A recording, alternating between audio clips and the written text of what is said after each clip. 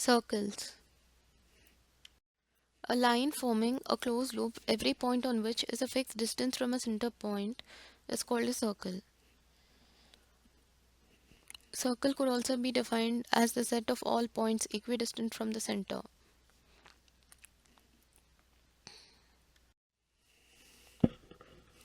The length of any chord passing through the center is diameter. It is twice the radius.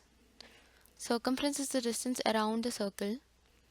The area, strictly speaking, a circle is a line and so has no area.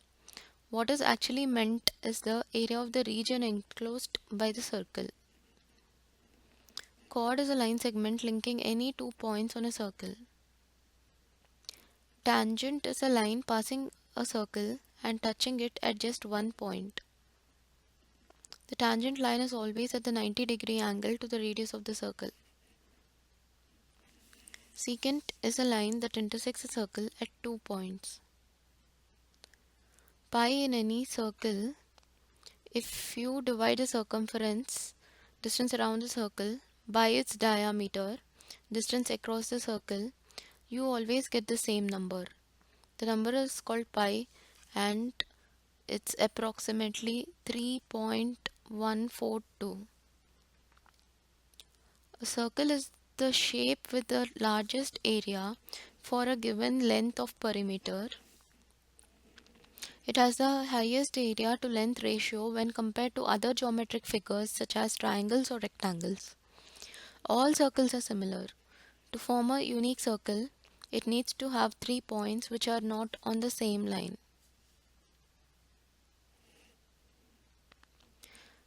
Given radius r by a circle can be expressed as area is equal to pi r square, where r is the radius of the circle. If you know diameter d of a circle, the area can be found using the formula area is equal to pi d square by 4. If you know the circumference c of a circle, the area can be found using the formula area equal to c square by 4 pi. The semicircle is half a circle or a closed shape consisting of half a circle and the diameter of the circle. The area of a semicircle is half the area of the circle for which it is made. Area is equal to pi r square by 2. The perimeter of a semicircle is not half the perimeter of a circle. From the figure above, you can see that the perimeter is the curved part, which is half the circle, plus the diameter line across the bottom. So the formula for the perimeter of a semicircle is perimeter is equal to pi r plus 2r is equal to r into pi plus 2. The angle inscribed in a semicircle is always 90 degrees. Any diameter of a circle subtends a right angle to any point on the circle. No matter where the point is, the triangle formed with the diameter is always a right triangle.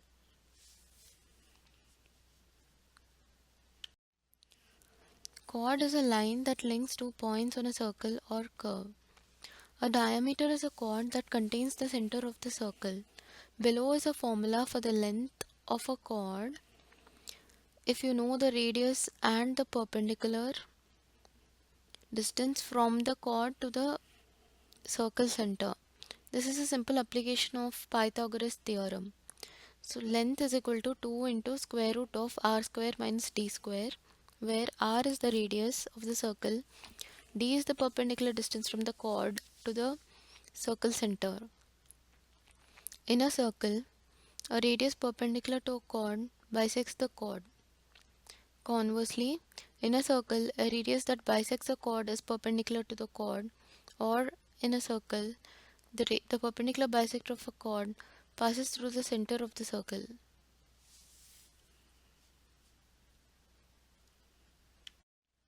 Angles in a circle. An inscribed angle in an angle ABC formed by points A, B and C on the circle circumference. Given 2 points A and C, lines from them to a third point B from the inscribed angle is constant. It only depends on the position of the other 2 points. If you know the length of the minor arc and radius, and if the length is L, minor arc length is L, you will have the inscribed angle is equal to 90 L. So this is L, and this inscribed angle would be 90 L by pi r. A central angle is an angle A with endpoints located on circle circumference and vertex O located at the circle center. A central angle is in a circle determines an arc AC.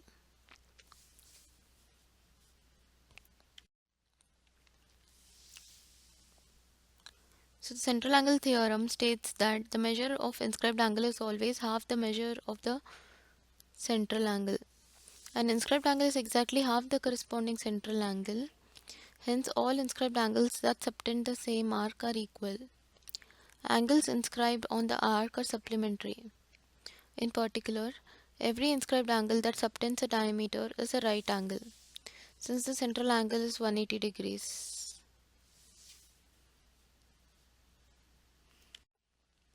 Arcs and sectors. A portion of the circumference of a circle is given 2 points on a circle. The minor arc is the shortest arc linking them. The major arc is the longest. On the GMAT, we usually assume the minor arc length. The formula the arc measure is L is equal to 2 pi r into C by 360, where C is the central angle of the arc in degrees.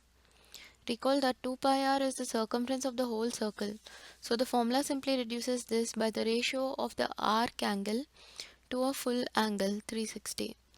By transposing the above formula, you solve for the radius, central angle or arc length if you know any two of them. Sector is the area enclosed by two radii of a circle and their intercepted arc. A pie-shaped part of a circle. Area of a sector is given by the formula area equal to pi r square into C by 360, where C is the central angle in degrees. What this formula is doing is taking the area of the whole circle and then taking a fraction of that depending on the central angle of the sector. So, for example, if the central angle was 90 degrees, then the sector would have an area equal to 1/4 of the whole circle.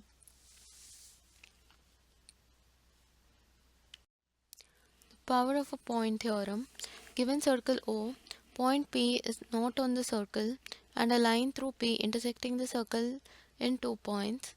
The product of the length from P to the first point of intersection and the length from P to the second point of intersection is constant for any choice of a line through P that intersects the circle. This constant is called the power of point P. If P is outside the circle, PA into PD is equal to PC into PB is equal to constant. This becomes the theorem we know as the theorem of intersecting secants. If P is inside the circle, PA into PD is equal to PC into PB equal to constant. This becomes the theorem we know as the theorem of intersecting chords. Tangent secant. Should one of the lines be tangent to the circle, point A will coincide with point D, and the theorem still applies. PA into PD is equal to PC into PB is equal to constant. PA square is equal to PC into PB is equal to constant. This becomes the theorem we know as the theorem of secant tangent theorem. Two tangents. Should both of the lines be tangents to the circle, point A coincides with point D, point C coincides with point B, and the theorem still applies. So PA into PD is equal to PC into PB is equal to constant. PA square is equal to PC square. PA is equal to PC.